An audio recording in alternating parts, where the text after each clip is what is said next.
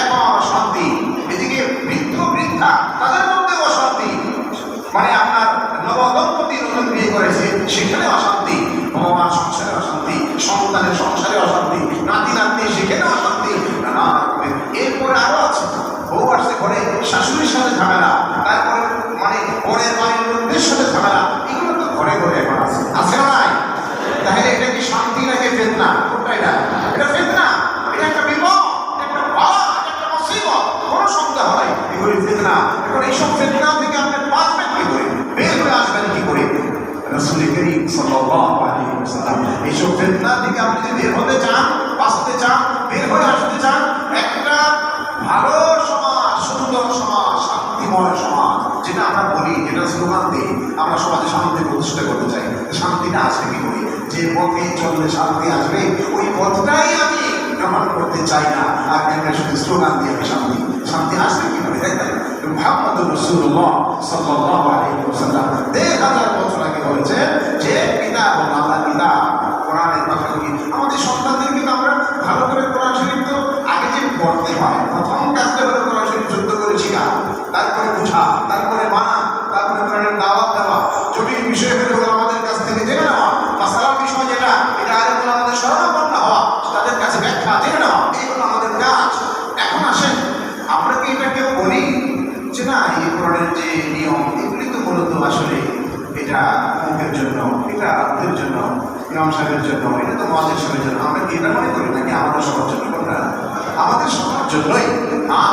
কিন্তু আজকে দেখেন কত, মানে এটা দুর্ভাগ্যের কথা, এটা আমাদের অত্যন্ত পরিতাপের বিষয় যে আমার প্রথম যে কাজটা করা শরীর সুন্দর করে শিখতে হয়, পড়তে হয়, সেই জায়গাটাতেও তো আমরা এখনো পর্যন্ত আমরা সেভাবে এগোতে পারিনি। এত মাদ্রাসা আছে, এত মক্তব আছে, এত আপনার বৈশ্য শিক্ষা আছে, বয়স্ক শিক্ষার ব্যবস্থা আছে, ইসলামিক ফাউন্ডেশন কাজ করতেছে, আপনার মসজিদ ভিত্তিক গণশিক্ষা চালু আছে, অনেক রকমের প্রকল্প চালু আছে, এত কিছু। এরপর আমাদের এদিকে আগ্রহটা আমাদের কম। আমার ছেলে মেয়ে, আমি মাঝে মাঝে এগুলো বলেছি আগেও, যে আমার ছেলে মেয়ে যদি ইংরেজিতে নাম্বার একটু কম পায় স্কুলে, অঙ্কে ম্যাথে যদি সামান্য একটু কম পায়, 2-4 মার্ক কম পেয়ে যায়, অন্য কোনো বিজ্ঞানে, অন্য কোনো সাবজেক্টে যদি একটু কম পায় নাম্বার, তাহলে বাবা মার মাথা খারাপ হয়ে যায়, কেন কম পাইল? টিচারের সাথে ঝগড়া লাগে, প্রাইভেট টিউটর থেকে তার সাথে মানে তার চাকরি নয়, ভালো টিচার লাগবে, কেন 3 নাম্বার 5 নাম্বার সে কম পাইল? এটা মেনে নিতে পারে না। ভাই ঠিক আছে, ওটা আপনার সন্তান, সে কেন সে কম পাবে? ঠিক আছে, এটা গুরুত্ব দিচ্ছেন আপনি, এটা কোনো দোষের কিছু না। কিন্তু যে আপনি বিভিন্ন বিষয়ের উপর সন্তানকে আপনি লক্ষ্য বানাচ্ছেন, বানান, অসুবিধা নেই, কিন্তু আপনার সন্তান যদি মুসলিম হয়ে থাকে, মুসলমানের সন্তান হয়ে থাকে, তাহলে একটা ফরজ হুকুম, আল্লাহ হুকুম নামাজ পড়তে হয়, নামাজ পড়তে হলে কোরআন শরীফ শুদ্ধ করে পড়া জানতে হয়। তিনি এত গুরুত্বপূর্ণ একটা বিষয়, সেটা যদি সে শিখল না, ভালো করে পারে না, ভালো করে শিখে নাই, এখানে সে আপনার সে 50 মার্কও পায় না, সে 100-তে সে 20 পায় না, এরকম অবস্থা। এতটুকু ভালো করে সে কোরআন শরীফ শুদ্ধ করে শিখে নাই, এরপরেও তো আমাদের মন খারাপ হয় না, এরপরেও তো আমরা চিন্তিত হই না এটা নিয়ে তো আমাদের মাথা গরম হয় না যে কি ব্যাপার, আমার সন্তান যে এখনো কোরআন ভালো করে শিখে না, সে যে আপনার প্রাইমারি থেকে হাই স্কুলে গেল, সেখান থেকে এখন কলেজে, কলেজ থেকে ভার্সিটি পর্যন্ত চলে গেল আমার সন্তান, সে তো বড় ডাক্তার হবে, ইঞ্জিনিয়ার হবে, হোক, আমার সমাজের জন্য সবই তো লাগবে, আমার ডাক্তার লাগবে, ইঞ্জিনিয়ার লাগবে, পাইলট লাগবে, বিজ্ঞানী লাগবে, প্রফেসর লাগবে, লেখক লাগবে, কবি লাগবে, সাহিত্যিক দরকার, একটা সমাজে দক্ষ মানে জনশক্তি দরকার, সবই আমার লাগবে, কিন্তু কোরআনের শিক্ষা লাগবে কি লাগবে না? নাকি এটা বাদ দিয়া?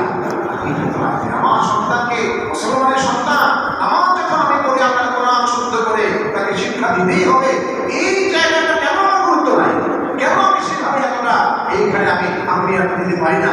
আমাকে যথাযথ এটাতে আমি করতে পারি না কেন? তার মানে হলো যে এখানে আমরা আসলে যতটা দায়িত্বশীল হওয়ার কথা ছিল, আল্লাহ আমাকে যেটা বলেছেন যে সমস্যা চারদিকে, সেই সমাধান আমরা চাই। মুহাম্মদুর রাসূলুল্লাহ সাল্লাল্লাহু আলাইহি ওয়াসাল্লাম বলেছেন সমাধান হচ্ছে আল্লাহ থেকে কোরআন। কোরআন শরীফ প্রথম তো পড়া, তেলাওয়াত করা, তারপরে বোঝা, তারপরে মানা, একটা পর্যায়ক্রমে। এখন পড়াটা তো শুরু করতে হবে, সেটাতেও তো আমরা এখনো পর্যন্ত কামিয়াব হতে পারি না। বেশিরভাগ ফ্যামিলিতে সন্তানরা এখনো পর্যন্ত আল্লাহ কালাম সুন্দর করে ভালো করে পড়ানো শেখে না, সেটা আগে ওটাও সেরকম নেই। অন্য সাবজেক্টে সমস্যা হলে পেরেশানি আছে, কিন্তু কোরআন না শিখলে এটাই পেরেশানি নেই। অথচ মুহাম্মদুর রাসূলুল্লাহ সাল্লাল্লাহু আলাইহি ওয়াসাল্লাম 3000 বছর আগে বলেছেন, যে ঘরে নিয়মিত কোরআন পড়া হয়, কোরআনের তেলাওয়াত হয়, আজকে দেখবেন যে নানা রকমের প্রশান্তি আমাদের কাছে, আলেমদের কাছে আসে, হুজুরদের কাছে ওদের একটু ফু দিয়ে দেন, একটু পানি ভরে দেন, এই ছেলে কেমন যেন উদাসীন, মেয়ে কি ভয় পায়, তারপরে জিন ভূতের আসল, তার মুখটা মিস করেছে, অমুক চালু করে ফেলেছে, গ্রস্ত হয়ে পড়েছে, নানা রকমের সমস্যা। আসলে এইসব সমস্যা থেকে মুক্তির জন্যই তো আল্লাহ পাক জাহিরি বাতিনি যত রকমের সমস্যা আছে সমাজে, শারীরিক মানসিক যত সমস্যা, সব কিছুর জন্য শিফা দেওয়া, রোগ মুক্তি হচ্ছে কোরআনে কারীম।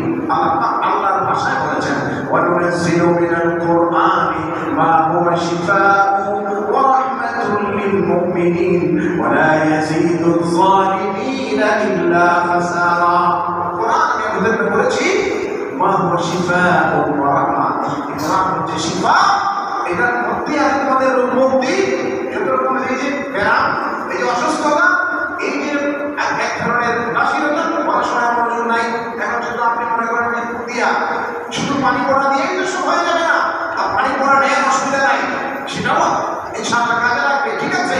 কিন্তু আপনার সন্তান যে সকালবেলা থেকে উঠা ফজর নামাজ পড়ে সূরা ইয়াসিন নিজে পড়ে, সে সকালবেলা সন্ধ্যাবেলা সূরা ওয়াকিয়া তেলাওয়াত করে, রাতে ঘুমানোর আগে সূরা মুলক তেলাওয়াত করে, এমনিতেই যে সমস্যাগুলি আছে, সে উদাসীনতা, একটা ইমব্যালেন্স অবস্থা, তারপরে কেমন পাগলামি, অস্থিরতা, পেরেশানি, জিনের আসর, জাদুটনা, এইসব আসর থেকে যদি আপনার সন্তানকে মুক্ত রাখতে চান, তাহলে আপনার সন্তানকে সকাল সন্ধ্যায় আল্লাহর কোরআনের তালিম, সে তাকে সেই তালিমে অভ্যস্ত করতে হবে। ঘরে ঘরে কোরআনের তেলাওয়াতের শব্দ আবার আমরা শুনতে চাই, সেই পরিবেশ আমাদেরকে তৈরি করতে হবে। ঘরের ভিতরে তেলাওয়াত হবে, মা তেলাওয়াত করবেন, মেয়ে করবেন, সন্তান ছেলে তার রুমে তেলাওয়াত করবে, বাবা সকাল সন্ধ্যায় কোরআন শরীফ পড়বেন, আপনি দিবেন কোরআনকে তেলাওয়াত করবেন। এরপরে শুধু তেলাওয়াত পর্যন্তই নয়, বাকি ধীরে ধীরে আগাবো। আল্লাহ পাক কি বলেছেন, কি হুকুম নির্দেশ, আমি সূরা আল-ফাতিহার কয়েকটা আয়াত পড়েছি। আল্লাহ এখানে মুমিনদের কথা বলেছেন, তুমি কেমন মুমিন হবে শোনো, আমি কেমন মুমিন তোমাকে আমি দেখতে চাই। সেই মুমিনের বৈশিষ্ট্য আল্লাহ কয়েকটি বৈশিষ্ট্য এখানে আল্লাহ পাক উল্লেখ করেছেন সূরা আনফালের 2 নম্বর আয়াতে, ইন্নামাল মুমিনুনা আল্লাযীনা ইযা যুকিরাল্লাহ ওয়াজিলাত কুলুবুহুম।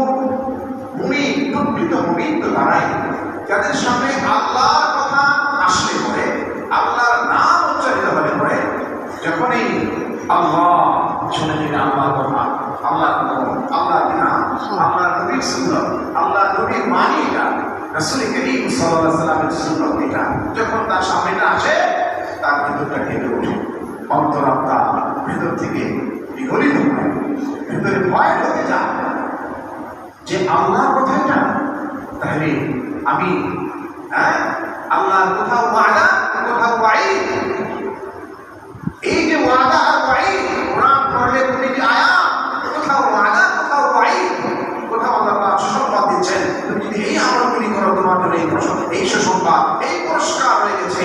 আবার তুমি যদি ভুল পথে, উল্টা পথে, এই অন্যায় পথে বাবা দাও, তাহলে তোমার জন্য এই কঠিন আযাব আলীম আমি লিখে দিয়েছি।